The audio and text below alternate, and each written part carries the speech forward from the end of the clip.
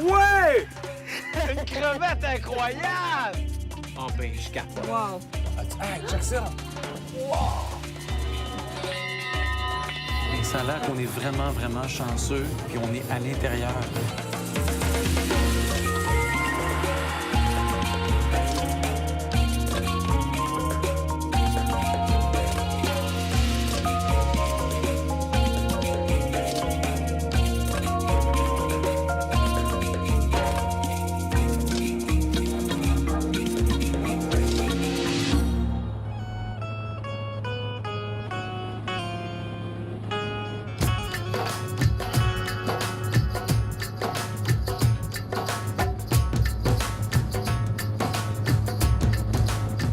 C'est écœurant comment c'est beau en bas. Tellement vert. On a vu les chutes. Il y a beaucoup d'eau, oui. Bonjour, c'est Ricardo Larrivée. Je suis avec ma belle grande fille Béatrice. Bonjour. Et on arrive dans le sud du Sri Lanka. On s'attendait à la pluie, mais il fait beau.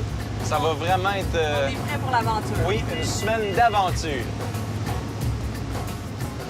Puis des plantations de thé, Les rizières qu'on a vues. ça va être toute une semaine.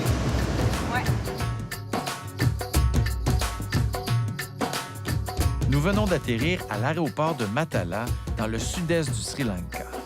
Une région où le vert lumineux des rizières côtoie le bleu des lagunes, où les buffles se prélassent au soleil.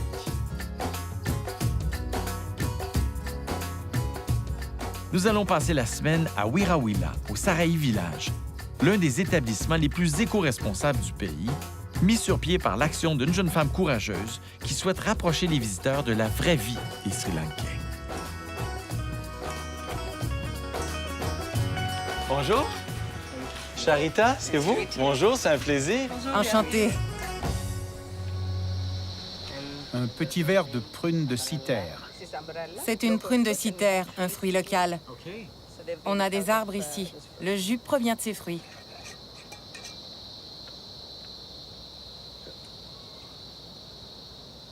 C'est bon. Et plus un légume qu'un fruit. Oui, c'est comme entre les deux. Hein. C'est sucré puis c'est salé en même temps. C'est bon, c'est rafraîchissant.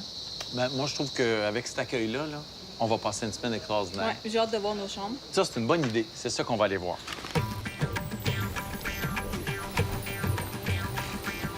Vraiment plus grand que je pensais. Ah, c'est vrai que c'est grand, hein? Ouais, hey, c'est haut, certain. C'est beautiful. Alors, vous avez construit ça avec les gens du coin? Ce sont tous des ouvriers des environs et surtout des matériaux recyclés. Voici la salle de séjour. Le plancher est fait de traverses de voies ferrées. Au Sri Lanka, on bétonne les anciennes voies ferrées. On a récupéré les traverses pour construire le plancher. Quelle bonne idée. À l'étage également. Les meubles sont aussi faits de matériaux recyclés. Au Sri Lanka, les poteaux électriques sont en bois.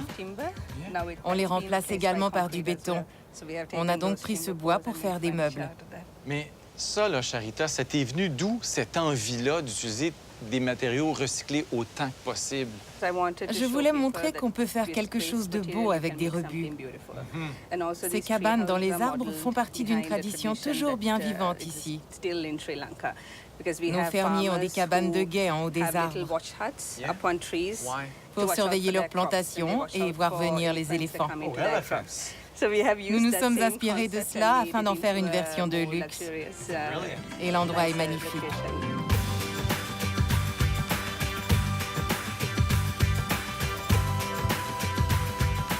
Alors là, on est vraiment au sommet de l'arbre. Oui, l'arbre pousse à l'intérieur. On s'est assuré de ne rien couper. Les branches de l'arbre traversent donc le toit. Ça passe à travers même des fleurs. Oui, c'est fou. Je suis venue ici pendant ma maîtrise pour faire des études de faisabilité. Les experts étaient convaincus que ça ne fonctionnerait jamais. Ils étaient étonnés lorsque je leur parlais du concept et de ces matériaux. Ils ne croyaient pas que les gens viendraient. Mais on a prouvé qu'ils avaient tort. Tu viens de me mentionner que ça, tout le village, c'était ton projet de MBA. C'est un MBA en quoi? Mon programme de maîtrise s'appelait « Entreprise durable du monde ». Je travaillais avec mon mari en agriculture biologique. Il travaille avec beaucoup de fermiers en région rurale. On voyait que la plupart de ces fermiers voulaient arrêter le métier ou alors leurs enfants ne s'y intéressaient pas. Ma passion était de trouver un nouveau gagne-pain pour ces familles de fermiers.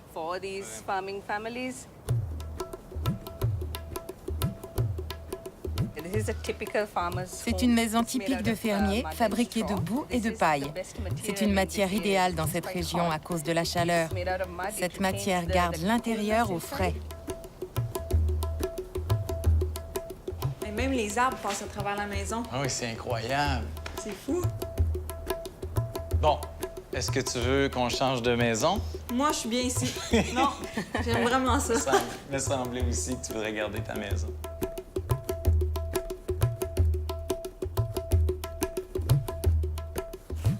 Wow, vous avez même un restaurant. Nous faisons de l'éco-gastronomie. Pas d'aliments transformés. On mange à la bonne manière sri-lankaise.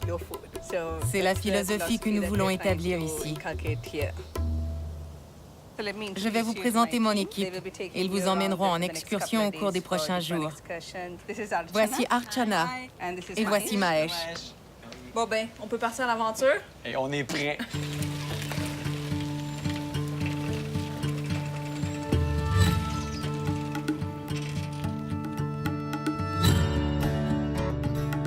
Mahesh a grandi à Wirawila, le village que Charita a choisi pour implanter son projet.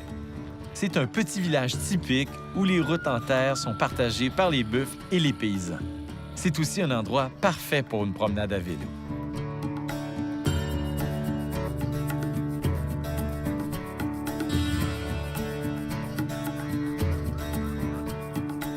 Est-ce que ça, c'est le cœur du village dont tu me parlais? En fait, cette partie du village est récente, à peine une douzaine d'années. Oh, OK, it's new. C'est très nouveau. Il n'y avait aucune maison ici auparavant, seulement la forêt. Nous avons tranquillement amélioré l'organisation et on a fait installer l'électricité. On a aussi relié l'endroit au réseau d'eau potable. Les gens sont venus par la suite. And there's people washing their clothes over there.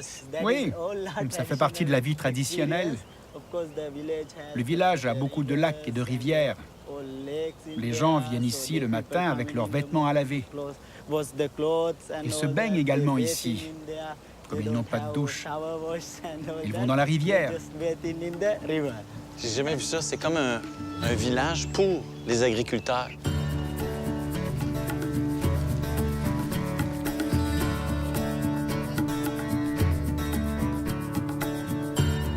Donc là, on est rendu à la fameuse rivière. Pourquoi elle est si importante? Elle est importante pour les fermiers. Ils ont besoin de son eau. Le riz ne peut pousser sans eau. On doit s'en occuper 3 fois par année. On relâche alors l'eau de la rivière qui coule habituellement jusqu'au réservoir. C'est un très grand réservoir contrôlé par cette porte. On laisse couler l'eau seulement au moment de la saison où les fermiers en ont besoin. Sinon, l'eau ne coule pas. OK, c'est vraiment juste pour le riz que c'est là. Alors, quand ils vont ouvrir les portes pour laisser passer beaucoup d'eau pour les rizières, comment est-ce que les fermiers le savent? Les fermiers sont regroupés dans un organisme communautaire. C'est eux qui informent les fermiers du jour où l'eau commencera à couler. OK.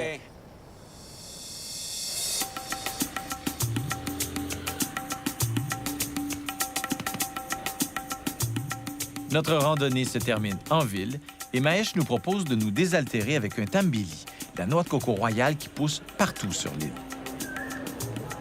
Je suis vraiment content de goûter à ça parce que tu vas dans plein de pays tropicaux, puis ils en servent, puis on n'a jamais bu. Non, c'est On ça. n'a jamais goûté à ça. C'est la reine des noix de coco. On peut la boire ou alors en faire de l'huile pour les cheveux. Mais on ne peut pas s'en servir comme lait pour le curry. Ça, on ne peut pas. Pour boire et pour les cheveux. À quel moment vous buvez l'eau de la noix de coco? Le matin est le meilleur moment. Et lorsqu'il est tôt et qu'on a bu trop de bière ou d'alcool, c'est un très bon remède contre le mal de bloc. Ah, that's good!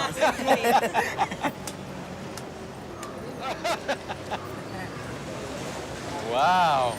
Hey, regarde ça! Wow! C'est incroyable!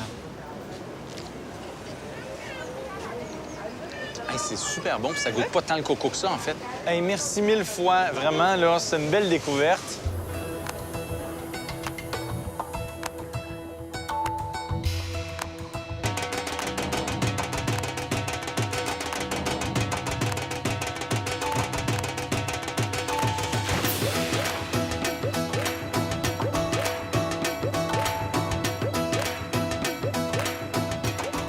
Non seulement le site est absolument magnifique, Mais on peut finir nos journées dans la piscine. tu sais, quand il fait chaud, là, ça, c'est la belle vie. On la voit. Ouais! Une crevette incroyable! Qu'est-ce que c'est ça, ce bébête-là, avec les pattes bleues? Wow! Ah ben, je capote. Wow!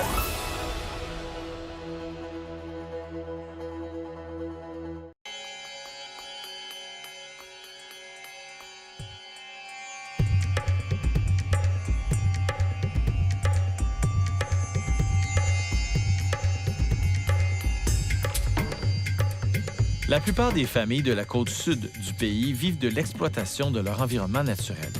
Et après la culture du riz, la pêche est l'activité principale. Malgré la proximité de l'océan, c'est surtout le tilapia, pêché en eau douce, qui est consommé au quotidien. Alors ce matin, Mahesh nous amène sur le lac Wirawila, aider un pêcheur à remonter ses filets installés hier. Il semble que si on a de la chance, on pourrait pêcher toute une crevette.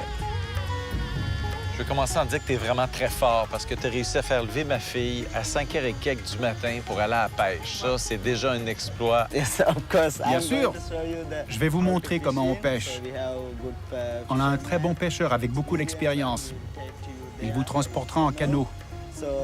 On veut attraper de la crevette. Oui, de la crevette des lacs. Elles sont très grosses. Elles ont environ cette taille-ci. C'est gros. Grosse comme ça, la crevette? Oh, come on! C'est une histoire de pêche. Ça se peut pas. Il va falloir grosse de même. empêcher pour voir. On part.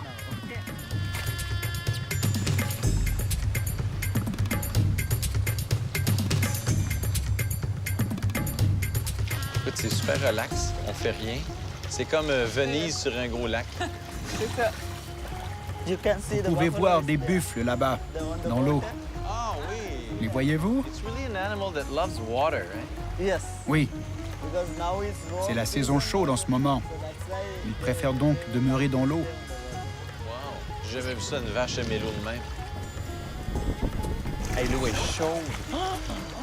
C'est un lac pour se baigner. J'ai entendu dire qu'il y avait des crocodiles. C'est vrai, mais il ne faut pas de mal aux gens. C'est sans danger. Bon, tu sais, j'ai comme moins le goût d'aller me baigner, moi. Non, moi, j'ai pas le goût en tout. On est arrivé au petit flotteur du filet. Est-ce que tous les petits flotteurs blancs qui vont jusque là-bas, ça retient le même filet? Oui, c'est le même filet. Ça les aide à le trouver et ça évite qu'ils s'enfoncent dans l'eau.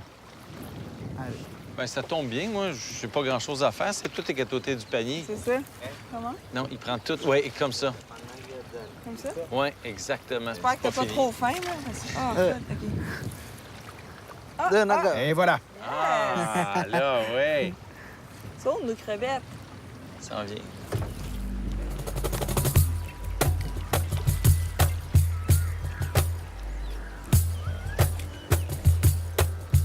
Oh, oh, oh, oh, oh! En voilà un autre.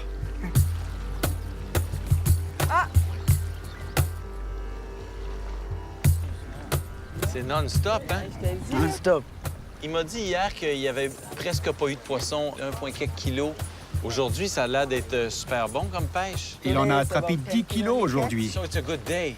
Oui, une bonne journée pour lui. His wife and family will be happy. En effet. Oh, oh! La voilà! Ouais! Une crevette incroyable! Qu'est-ce que c'est ça, ce bébête-là, avec les pattes bleues? Wow! Ah ben, je capote. Wow! On a un dîner. Ah ben, je suis content. On s'est pas levé pour rien. On a pogné une crevette. Les lacs de la région sont ensemencés de ces crevettes géantes bleues. Les mâles peuvent atteindre 30 cm sans les pinces et peser près d'une livre et demie. Mais elles sont peu consommées par les Sri Lankais et la plupart des prix sont vendus aux restaurants fréquentés par les touristes. Une crevette comme ça, là, Ça va rapporter combien d'argent, ça, aux pêcheurs? S'il décide de la vendre, il peut obtenir autour de 2500 roupies le kilo. 2 crevettes comme celle-ci pèsent 1 kilo. C'est à peu près 25 le kilo. Est-ce qu'il est capable d'en attraper comme tous les jours? On n'en attrape pas tous les jours. Ça prend de la chance. Oh, une crevette! Ouais! Gigantesque! Elle est encore plus grosse que l'autre! On est-tu mardeux? Est-ce que c'est comme pour le crabe, le homard? On peut-tu manger les pinces? Oui, on peut les manger. Il y a un muscle comestible. On retire seulement la tête. On peut manger tout le reste.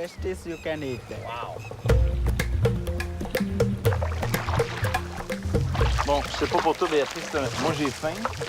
Puis je pense que je m'en ramais avec parce que... Rame vite, là, parce que moi aussi, j'ai faim.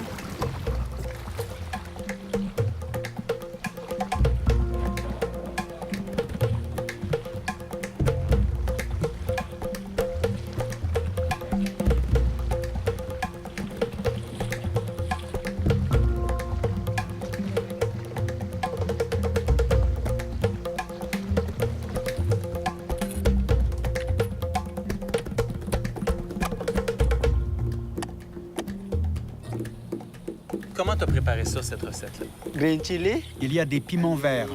Curry leaves. On met aussi des feuilles de curry et de l'ail. Ensuite, on rajoute de la poudre de chili, du curcuma et du sel en poudre. On combine tout ça avec le poisson.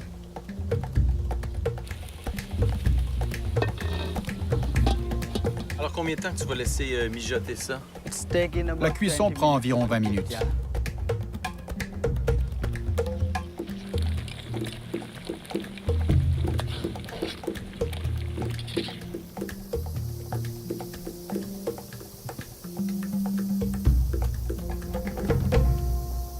C'est quand même la crevette qui est la grosse vedette de cette affaire-là. C'est vraiment bon, c'est très doux, hein, dans le fond. C'est des crevettes d'eau douce, là. Ouais. Trempées dans la sauce, là.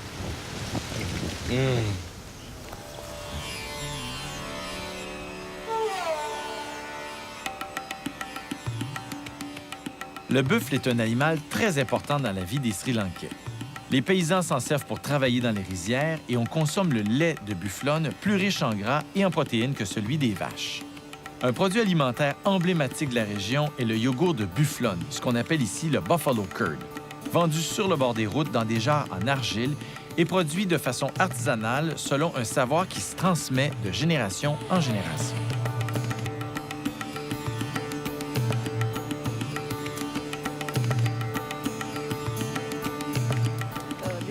Elle fait bouillir son lait ici, dans ce petit abri.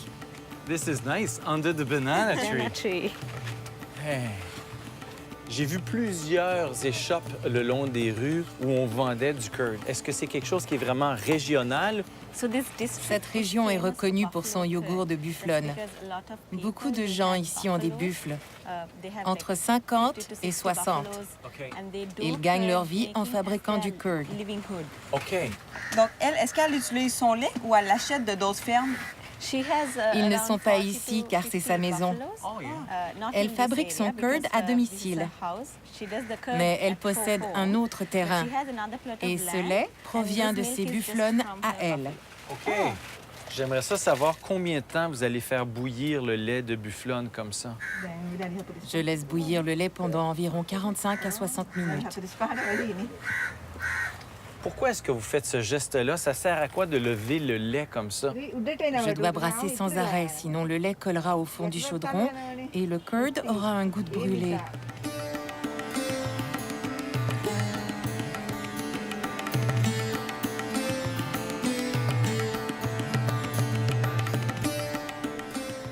Maintenant, elle va le rentrer à l'intérieur pour le verser dans de plus petits pots. C'est là que le curd va se raffermir. Pourquoi faut mettre le curd dans des pots en terre cuite?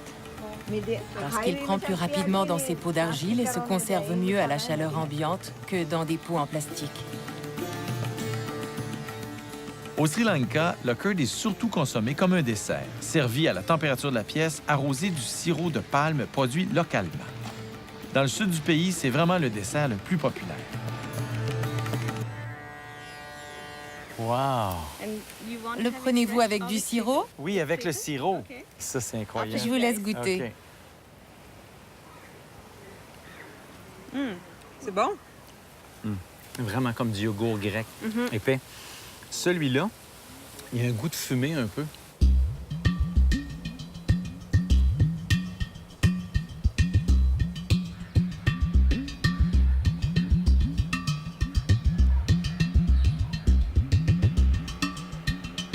Alors que pour nous, la journée commence, c'est la nuit pour les roussettes géantes. C'est l'une des plus grandes espèces de chauves-souris et elles sont très répandues au Sri Lanka. C'est un matin parfait pour aller les observer dans les arbres où elles nichent.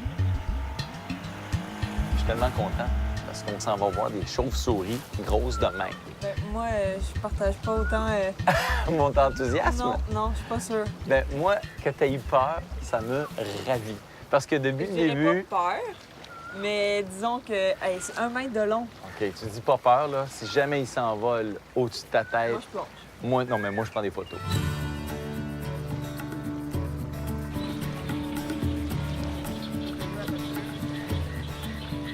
Il y a tellement d'oiseaux sur cette île-là. Est-ce que vous en connaissez quelques-uns? Vous pouvez voir un oiseau spatule, Spatula nose? comme une cuillère. Il y a aussi des cormorans, des oiseaux serpents et des hérons. Cette île n'est pas polluée et personne n'y habite. Ça en fait un excellent habitat pour que les oiseaux y vivent et s'y reproduisent. Tous ces oiseaux ont quelque chose en commun. Comme le héron, ils se tiennent près de l'eau et mangent du poisson. C'est donc le parfait endroit pour eux.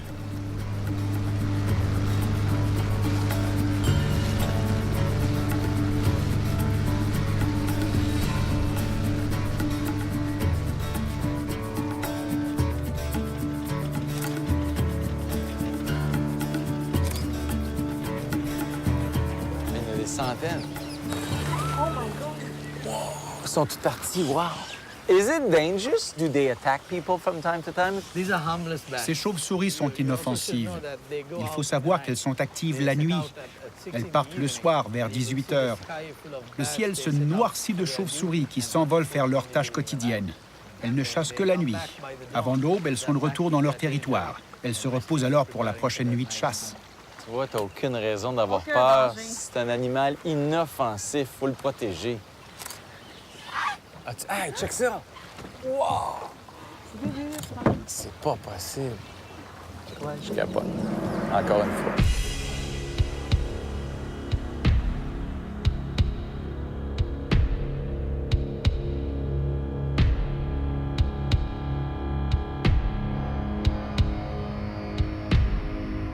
C'est quand même étrange que ces chauves-souris-là dorment dans un arbre en plein soleil. J'avais l'impression que ça avait toujours besoin de noirceur, une cave. Certaines chauves-souris plus petites vont en effet nicher dans les cavernes. Mais les plus grosses, comme celle-ci, nichent dans les arbres.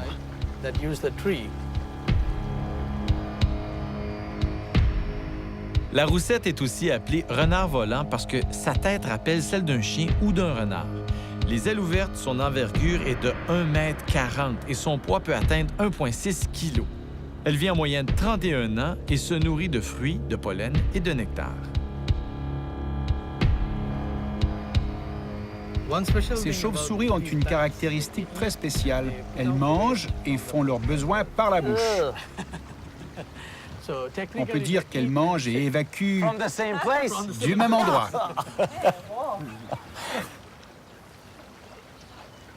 Mais ça fait pas peur. Je savais que t'aurais pas peur. Je le souhaitais un peu, là, mais...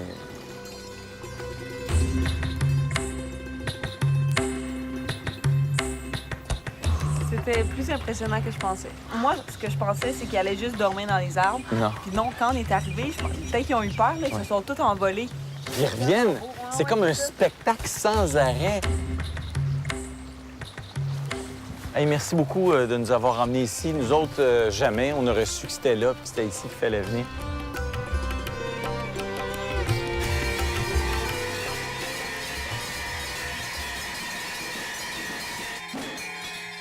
Ça a l'air qu'on est vraiment, vraiment chanceux, puis on est à l'intérieur.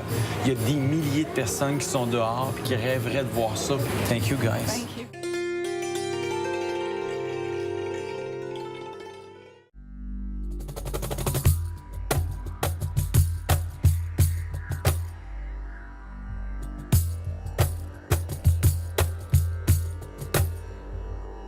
Le riz est la nourriture principale au Sri Lanka. Il est cultivé partout où l'altitude n'est pas trop élevée et le pays est presque entièrement autosuffisant en riz. Mais c'est une culture en transformation, tant à cause des changements climatiques que de l'arrivée de nouvelles variétés de riz. Curieux de connaître l'impact de ces nouvelles réalités, nous avons été invités à partager le repas d'un cultivateur de riz pendant sa pause du midi. C'est un plaisir de vous rencontrer. On est tellement chanceux. Manger comme ça un repas traditionnel avec un producteur de riz qui est presque dedans, en dessous d'un arbre. Merci. On sert d'abord le riz, ensuite les accompagnements. On fait les choses ainsi. C'est de la fleur de bananier.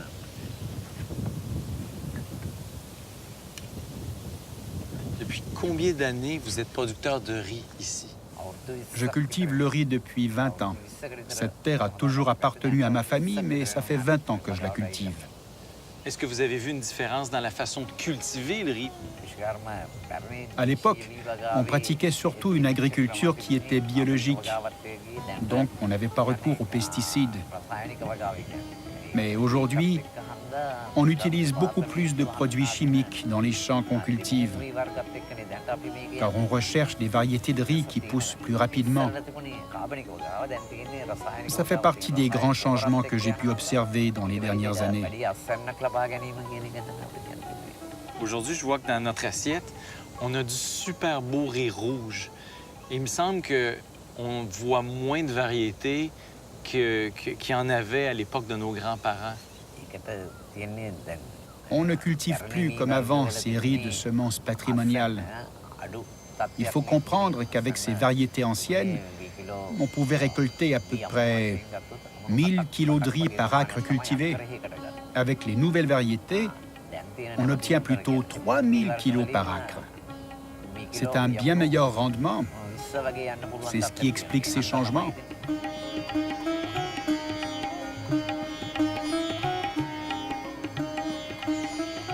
J'ai entendu dire qu'il y avait même des types de riz à l'époque qui étaient parfaits pour ou les moines ou les femmes qui allaitent. C'est vrai, ça? Oui, on a différentes sortes de riz anciens de semences patrimoniales. Chacune a ses caractéristiques propres. Une peut aider contre le diabète, une autre contre le cholestérol. Il y a toutes sortes de riz anciens qui combattent différentes maladies. T'en prends un morceau puis tu le racles avec tes dents comme un artichaut. Oh, that's good. Oh, wow. Ben, on s'habitue à manger avec les mains, hein? Mais oui. On se fait notre petit mélange. Tout ce qu'il a cuisiné ici provient de son jardin. Comme ce tapioca, un légume racine qui pousse sous la terre. Il le fait pousser dans son jardin. Et le poisson qu'il a cuisiné provient du réservoir Wirawila. Il a sans doute envoyé quelqu'un pour le pêcher. Les légumes verts viennent aussi de son jardin. C'est très local. C'est un repas biologique. Et c'est tout bio? Wow! On est vraiment chanceux. Merci.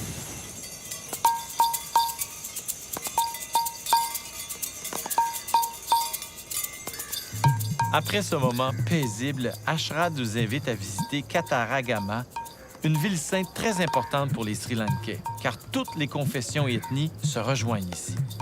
Les différents lieux de culte sont de l'autre côté du Menik Ganga, le fleuve qui traverse la ville de Kataragama.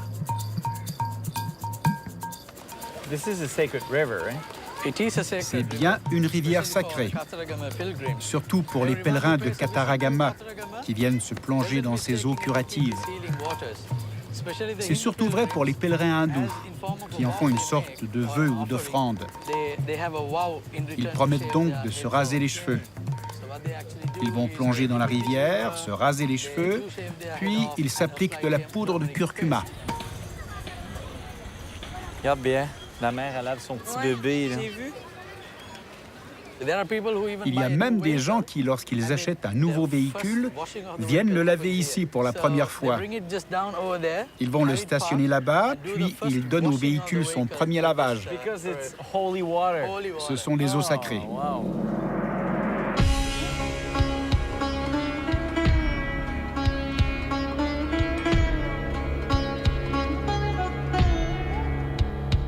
ici, c'est un lieu très particulier. J'aimerais ça que tu puisses me dire qu'est-ce qui se passe ici, puis qu'est-ce que c'est. Il y a un temple hindou ici. Il y a aussi un temple bouddhiste. Et là, on a une mosquée musulmane. Chacun vient ici pour ses propres rituels. C'est une sorte de triangle culturel. Ça rend cet endroit unique. Un hindou n'est pas limité à visiter le temple hindou. Il est aussi le bienvenu au temple bouddhiste pour y faire ses offrandes. Un bouddhiste peut également faire ses offrandes dans le temple hindou. Ici, les religions se rencontrent.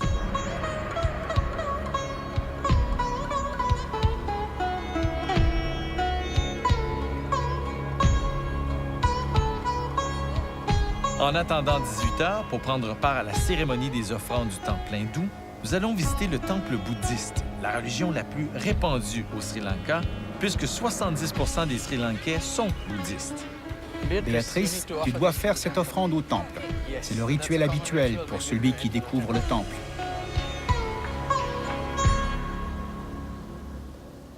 What do we do with the flowers? C'est une offrande de pureté pour la plus pure des religions. Vous devez offrir les fleurs, dire une prière, puis faire le tour du Kirivera.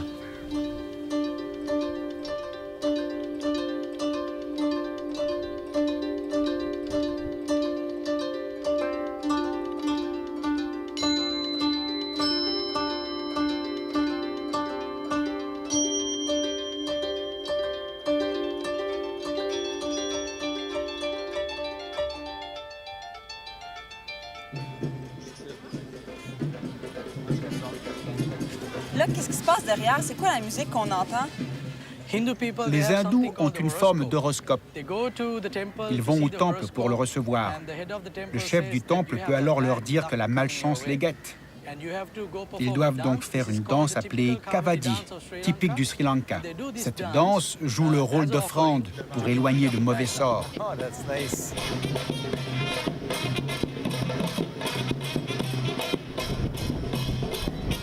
La musique va continuer jusqu'à ce qu'on ouvre les portes pour la cérémonie à 18 heures. Ils entreront avec leur plateau d'offrandes. On croit que les dieux ont été aperçus à cet endroit. Ils y font leurs offrandes et c'est la fin de la cérémonie. L'heure de la cérémonie approche et c'est le moment pour nous d'aller acheter les offrandes dans le marché à l'entrée de la ville où plusieurs kiosques vendent des plateaux déjà prêts, composés de tout ce qui est nécessaire. On va prendre celui-ci à 500 roupies. Vous pouvez insérer le montant que vous souhaitez dans cette grande feuille. C'est la tradition. En fait, les moines prendront ce qu'il leur faut de l'offrande. Ils prendront de l'argent et des fruits et vous laisseront le reste.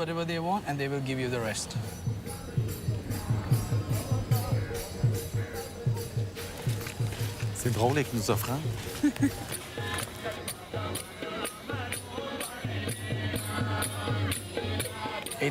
C'est l'heure de la cérémonie. Les offrandes prennent différentes formes. La danse Kavadi était la première offrande. D'autres personnes sont venues faire une procession à genoux. Ils ont fait le vœu de faire 30 tours du temple. D'autres ont fait le vœu de faire de 20 à 30 allers-retours. Ils font donc chacun une offrande comme ils en ont fait le vœu. Peu importe sa forme, c'est le moment de l'effectuer.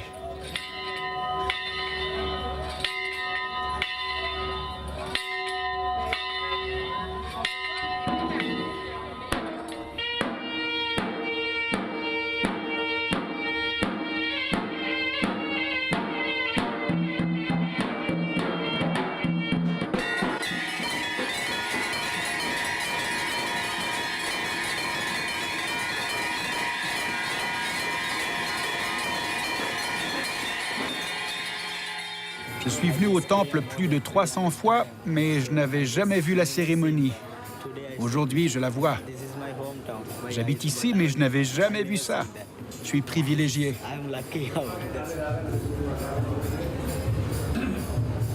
Ça a l'air qu'on est vraiment, vraiment chanceux, puis on est à l'intérieur. Il y a des milliers de personnes qui sont dehors, puis qui rêveraient de voir ça, puis nous autres... Par hasard. Thank you, guys. Thank you.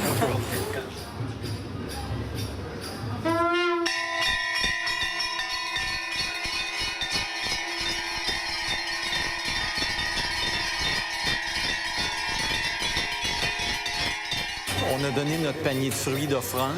Ils vont en prendre une partie et là, ils vont nous redonner la différence. On vient vraiment de vivre quelque chose. J'en reviens pas. La chance qu'on a eue. Un, on n'entend plus rien. Non. Puis deuxièmement, on n'a pas de mots. On fait maintenant éclater la noix de coco. Vous allez faire éclater cette noix de coco. On allumera le camphre, qu'on appelle le kapourou en singalais. Lorsqu'il flambera, vous pourrez faire un vœu. Allez là-bas, puis faites éclater la noix de coco à 2 mains.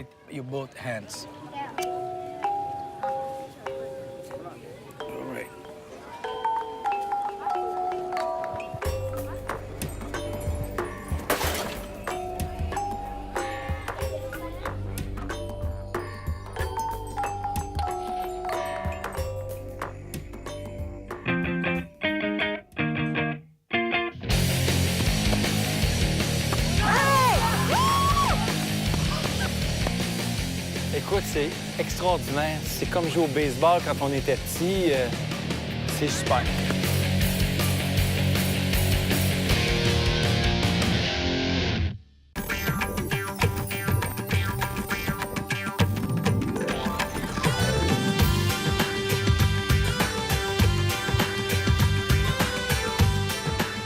Le secret de la cuisine du Saraï Village se trouve dans la fraîcheur des produits que le chef, Sam Palne, trouve auprès des fermiers de la région. Et aujourd'hui, c'est jour de marché à Wiraoula. Donc, pour nous, l'occasion de le suivre et d'en apprendre un peu plus sur les produits qui l'inspirent. Au Saraï Village, lorsque vous créez vos menus, vous les faites à partir des ingrédients qu'il y a au marché ici? Comme on trouve différents fruits et légumes frais selon la saison, je base mon menu sur leur disponibilité au cours de l'année. Est-ce que vous avez vos petits kiosques préférés quand vous venez? Oui. J'aime beaucoup les agriculteurs qui offrent des produits de culture biologique. À vrai dire, je préfère de loin m'approvisionner auprès de ces agriculteurs-là. Tu vois, il y a tellement d'affaires qu'on ne connaît pas. Comme ça ici, je sais pas ce que c'est. C'est une sorte de concombre amer, cultivé avec la technique Shena. On ne le cultive et on ne le récolte qu'à ce moment-ci de l'année. C'est un type de concombre amer local qui n'est pas si amer du tout.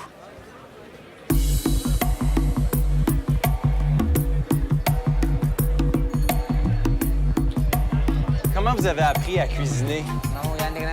Mon grand-père était un cuisinier renommé.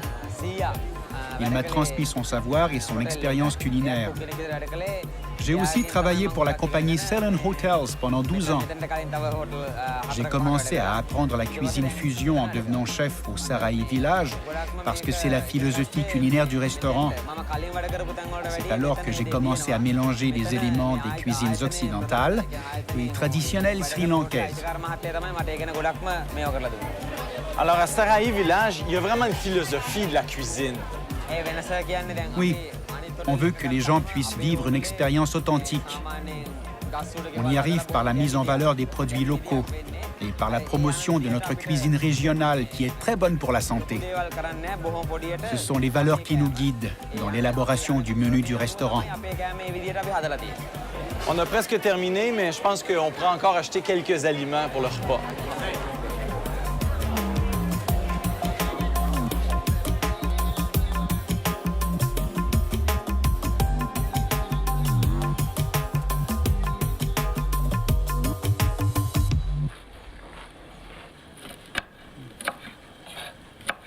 Je m'attendais pas du tout à ce que ce soit comme ça à l'intérieur. Je pensais que c'était plus comme une espèce de petit concombre.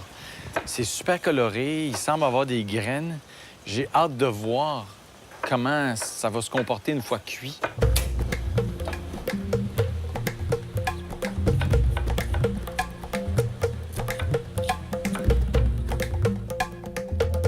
Quels sont les ingrédients que vous avez mis dans la poêle? J'ai mis des graines de moutarde, des oignons, de l'ail, des feuilles de curry, du chili et enfin les concombres amers. Maintenant, j'ajoute du lait de coco et je laisse mijoter pendant 10 minutes. Ensuite, je vais terminer en ajoutant un lait de coco plus riche et plus onctueux.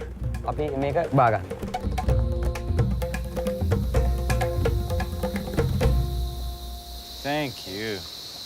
Est-ce que ça, c'est le genre de repas que vous prenez en semaine? C'est un repas très normal pour une famille sri-lankaise. Le riz forme la base, mais il est toujours accompagné d'au moins 3 sortes de légumes et de la viande également. C'est un repas typique pour une famille sri-lankaise. Hey, ça, là. Ouais. T'en es-tu pris? Oui. Parce que je l'ai vu faire, puis ça a l'air vraiment bon. C'est un peu croquant, puis c'est pas épicé. Ça ajoute du croquant.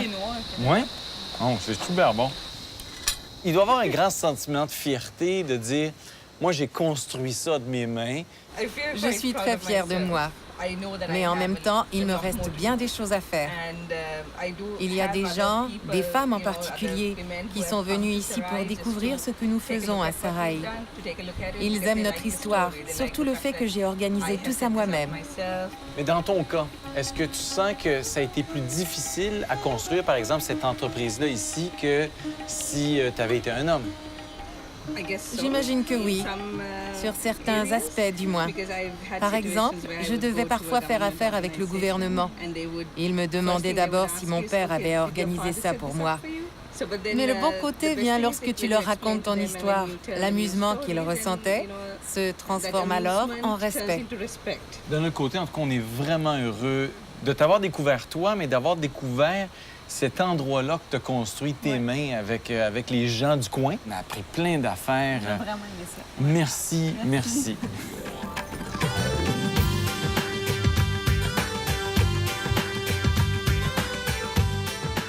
Maintenant qu'on a le ventre plein, on a été invité à se joindre à une partie de LA, un sport hyper populaire ici qui ressemble beaucoup au baseball. La partie est organisée par l'équipe du Sarai Village et c'est surtout un prétexte pour se réunir une dernière fois avant notre départ qui approche. Là, on va jouer à un jeu qu'on connaît pas. Puis on aimerait ça avoir de l'air de quelque chose. Fait qu'on on se fie à toi. C'est quoi le but du jeu puis les règles de base? Le but du jeu est simple. Il faut frapper la balle aussi loin que possible. Ensuite, il faut compléter un circuit en courant. C'est une version locale du baseball. Frappe la balle le plus fort possible et court le plus vite possible avant d'être frappé. OK. Là, jusque-là, on suit ça. On suit. Il faut juste être capable de frapper parce que j'ai vu que c'est un morceau de bambou. Reprends-toi, reprends-toi. Oh, c'est dur. C'est un lancer illégal.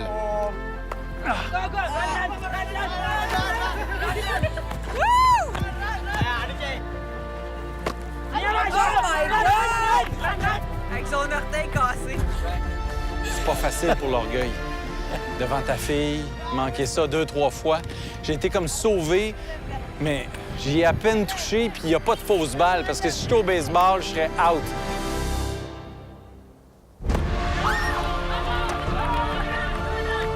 Oh my God, mon adolescence!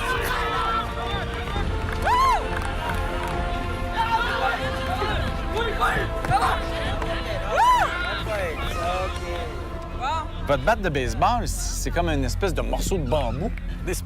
On joue à ce sport depuis près de 2000 ans.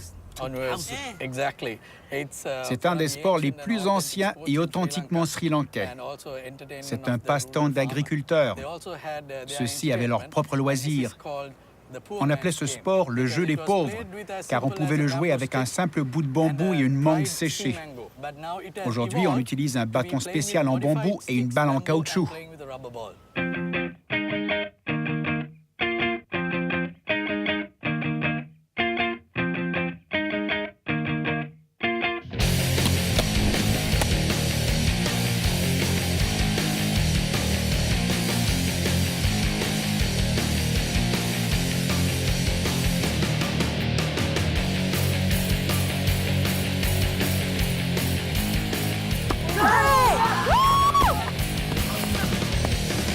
Écoute, c'est extraordinaire. C'est comme jouer au baseball quand on était petit.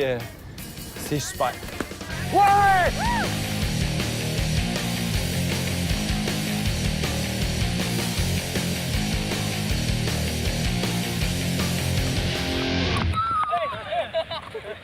Moi, là, je connais le cricket pour l'avoir vu dans plusieurs pays. Est-ce que Au Sri Lanka, le hélé et le cricket, ça a la même importance. En fait, ce sport est plus populaire que le cricket au Sri Lanka. C'est à cause de son histoire ancienne, qui remonte plus loin ici que le cricket. C'est un sport joué par nos ancêtres. Il est connu partout au pays. Si tu parles de cricket à un ancien du village, il ne saura pas c'est quoi. Mais si tu lui parles de hélé, il te dira « Je suis prêt à jouer ». Ah, that's nice.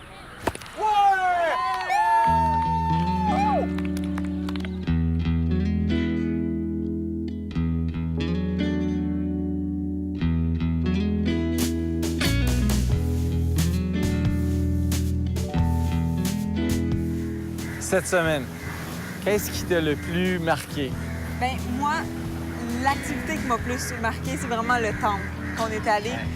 Ça a été... Moi, c'est ça qui m'a le plus dépaysé. Moi, je vais t'avouer là, que le repas dans la rizière, C'est vrai, ça m'a touché. La sérénité de cet homme-là, lui, il sait même pas à quel point il y a un esthétisme et une beauté dans tout ce qu'il y a autour de lui. Ça nous prouve qu'on n'a pas besoin d'avoir des activités qui coûtent 75 000 $ avec 3 guides et un hélicoptère. Il me semble qu'on est sur un autre beat. C'est vrai. Puis je pense que quand on part dans un pays aussi loin, aussi différent culturellement que ce que nous deux, on est dans notre quotidien, il faut se donner du temps. Puis ça prend le temps que ça prend pour abandonner, puis se laisser aller, puis finalement s'imprégner de ce qu'il y a autour.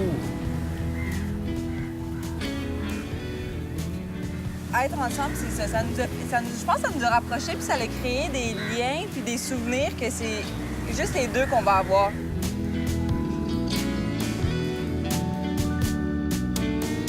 Poursuivez l'expérience en ligne à tv5.ca.